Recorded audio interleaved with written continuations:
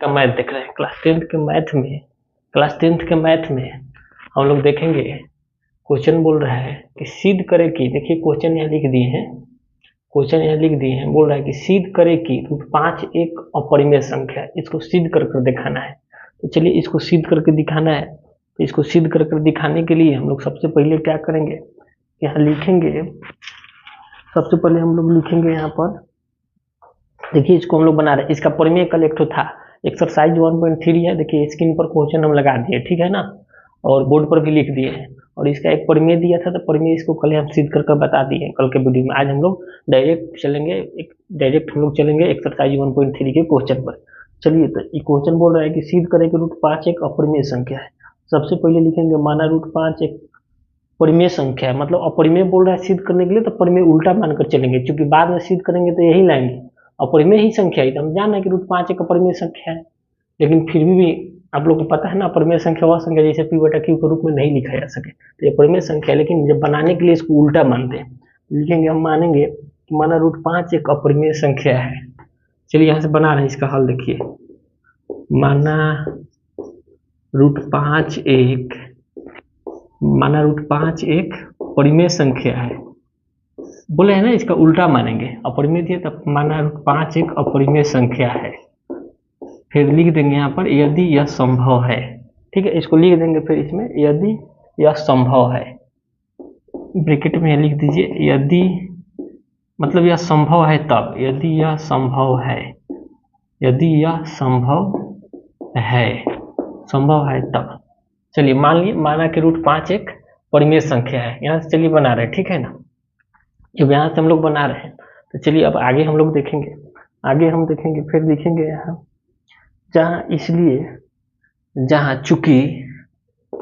चूंकि √5 बराबर a/b, तो a/b क्या है, a भी पूर्णांक है, ये क्या है, पूर्णांक है, धनात्मक पूर्णांक है, तो इसको लिख दीजिएगा कि जहाँ a और b पूर्णांक संख्याएं हैं, यहाँ इसको भी लिख दीजिएगा कि जहाँ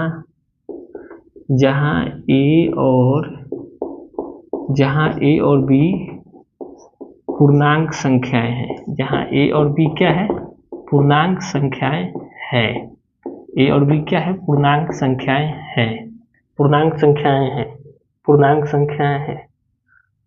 संख्याएं हैं, b बराबर नॉट इक्वल टू 0, और लिख दीजिएगा यहाँ, क्योंकि b बराबर नॉट इक्वल टू 0 तथा a और b क्या है, सह-अभाज्य संख्या है, सह-अभाज्य संख्या का मतलब समझ रहे हैं ना, बता दें, वास्तविक संख्या वह संख्या जिसका HCF 1 हो, सह-अभाज्य संख्या है, ठीक है ना, सह-अभाज्य संख्या है, लिख दिए ना इसको, इतना आप लोग को लिखना पड़ेगा बनाने के लिए भाषा में। इसको जो भी सिद्ध करने के लिए परिमेय अपरिमेय संख्या बोलेगा तो उसका उल्टा मान लेंगे, √5 एक परिमेय संख्या है, यदि यह संभव है तो फिर लिखेंगे, चूंकि इसलिए √5 बराबर a/b, जहाँ a और b का पूर्णांक संख्या है, और b बराबर नॉट इक्वल टू 0, यानी b कभी भी 0 नहीं होना चाहिए, तथा a और b क्या सह-अभाज्य संख्या है, जिसका HCF 1 हो, सह-अभाज्य संख्या है। चलिए अब यहाँ से हम लोग लिखेंगे, यहाँ से जो हम लोग लिखे हैं ना, ये जो लिखे हैं इसको हम लोग लिखेंगे दोनों तरफ वर्ग करने पर इसके बराबर। देखिए यहाँ पर लिखेंगे दोनों तरफ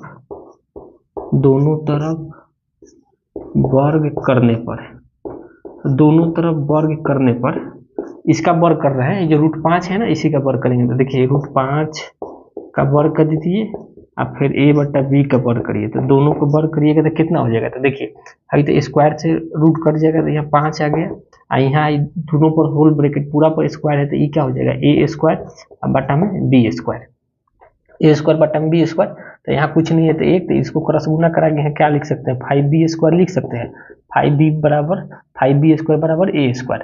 तो हम लोग कल पढ़े थे ना कि अभाज्य संख्या, देखिए ये 5 क्या अभाज्य संख्या था, कल भी हम लोग जो परिमेय सिद्ध किए थे उसमें हम लोग पढ़े थे कि देखे थे कि अभाज्य संख्या जो p था वो क्या करता था, p जो था a² को विभाजित करता था, p a का भी विभाजित करता था, वही यहाँ लिख देंगे कि 5 जोन है तो a² को भी विभाजित करता है और 5 a को भी विभाजित करेगा, तो इसको यहाँ से लिख दीजिए, अतः 5 जोन है तो ए स्क्वायर को विभाजित करता है, यहाँ लिख देंगे अतः 5 जोन है तो ए स्क्वायर को विभाजित करता है। फिर और लिख देंगे एक लाइन, इसलिए 5 जोन है तो ए को भी विभाजित करेगा, इसलिए 5 जोन है तो ए को भी विभाजित करेगा, 5 जोन है तो ए को भी विभाजित करेगा। कॉलम पर में सिद्ध किया, आप लोग देख लीजिएगा, उसको नहीं समझ में आएगा तो कमेंट करिएगा। हो गया। अब चलिए, अब देखिए अब क्या करेंगे यहाँ से, अब यहाँ तक तो हो गया ना, यहाँ तक हो गया। अब हम यहाँ पर लिखेंगे कि मान लेंगे कि माना ए बराबर सी, ए बराबर क्या मान लेंगे सी, जहाँ हम लोग ए लिखे थे ना, जहाँ ए है यहाँ पर सी रख देंगे, ठीक है ना। यहाँ लिख लेंगे कि माना ए बराबर 5c। चलिए यहाँ लिखिए, माना ए बराबर 5c, ये पूर्णांक मान ले रहे हैं 5c, जहाँ c शून्यतर पूर्णांक है, जहाँ c शून्यतर मतलब c शून्य नहीं होना चाहिए, शून्यतर पूर्णांक है, मतलब c शून्यतर पूर्णांक है। तो अब देखिए, अब हम लोग क्या करेंगे कि a की जगह पर कितना रख देंगे, यहाँ जो 5b स्क्वायर है इसकी जगह पर हम लोग क्या रख देंगे, a की जगह पर कितना माने 5c, एक और पूर्णांक मान लिए c ना, ये भी c तक पूर्णांक है धनात्मक। तो चलिए, तो यहाँ हो जाएगा 5b स्क्वायर, यहाँ देखिए a की जगह पर a स्क्वायर है, a की जगह पर कितना था 5c का होल स्क्वायर। तो इसको करिएगा, देखिए 5b स्क्वायर, इसको करिएगा तो 25c स्क्वायर हो जाएगा ना, 25c स्क्वायर, फिर इसको 5 से काट दीजिए तो 25, तो यहाँ से क्या हो जाएगा b स्क्वायर बराबर 5c स्क्वायर। आ गया ना, समझ में आ रहा है ना इतना। तो देखिए काट दिए इसको, तो b स्क्वायर बराबर 5c स्क्वायर, b स्क्वायर बराबर क्या लिख दिए 5c स्क्वायर, 5c स्क्वायर लिख दिए ना, 5c स्क्वायर। मतलब यहाँ से क्या पता चला कि 5 जोन है तो क्या होगा, b को 5 जोन है तो क्या कर रहा है, b को विभाजित करेगा। अब चलिए इसको देखिए, अब इधर बना रहे हैं, ठीक है ना, इसको आप लोग कहीं हटेगा नहीं। यहाँ पर देखिए, यहाँ से हम लोग यही निकाले हैं ना।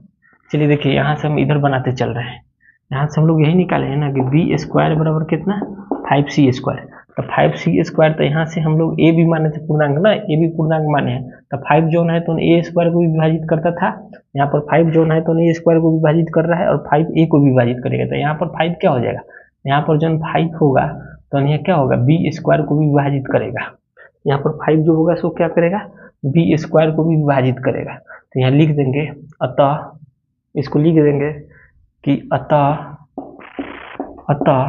5 जोन है तो बी स्क्वायर को 5 अतः 5 लिख देंगे इसको, अतः 5 जोन है तो बी स्क्वायर को विभाजित करेगा। देखिए रफ में दिखा दिए हैं, बी स्क्वायर को विभाजित करेगा, इसलिए चूंकि इसलिए 5 जोन है तो बी को भी विभाजित करेगा, बी को भी विभाजित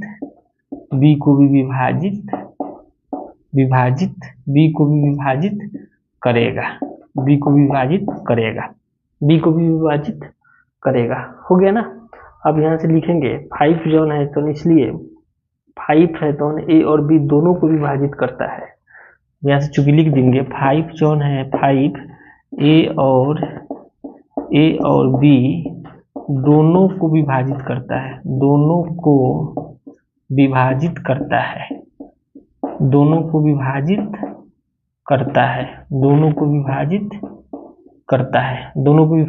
5 कर रहा है ना, एक बार देखिए यहाँ ए को भी विभाजित कर रहा है और यहाँ देखिए बी को भी विभाजित कर रहा है, ए स्क्वायर को विभाजित कर रहा है, बी स्क्वायर, वही लिख दिया। तो 5 जोन है तो दोनों को विभाजित, ए और बी दोनों को विभाजित करता है, अतः इसलिए 5 जोन है तो ए और बी दोनों का एक उभयनिष्ठ गुणनखंड है।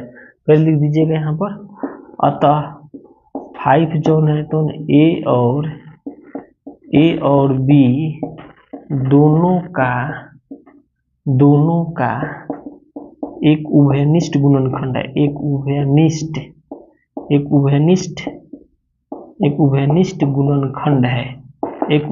गुणनखंड है, क्योंकि कॉमन हो रहा है तभी तो दोनों को विभाजित कर रहा है ना, मतलब कॉमन है। दोनों को विभाजित करता है। गुणनखंड है, गुणनखंड है, गुणनखंड है।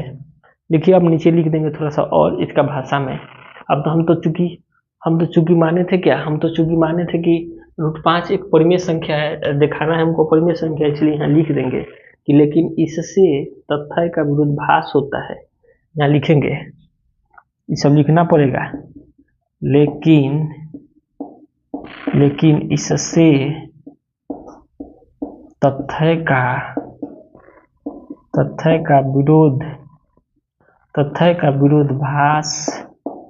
विरोधाभास मतलब उल्टा, विरोधाभास का मतलब समझ रहे हैं ना, तथ्य का विरोधाभास होता है मतलब उल्टा प्राप्त हो रहा है ना, होता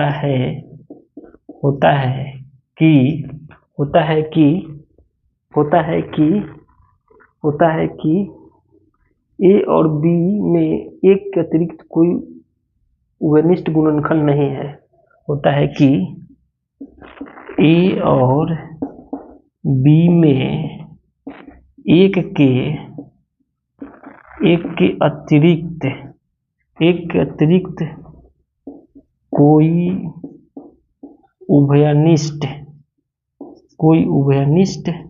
कोई उभयनिष्ठ गुणनखंड नहीं है। कोई उभयनिष्ठ गुणनखंड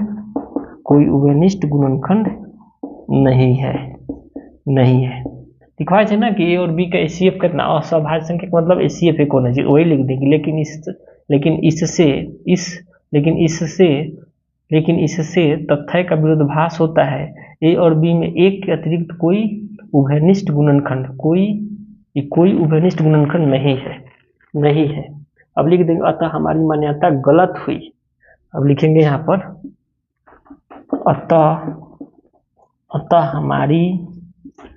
अतः हमारी मान्यता गलत हुई कि √5 परिमेय संख्या है। गलत हुई कि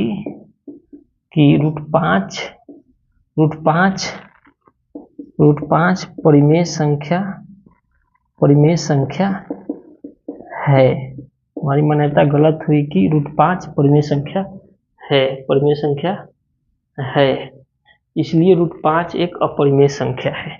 यहाँ से लिख देंगे इसलिए √5 एक अपरिमेय संख्या है।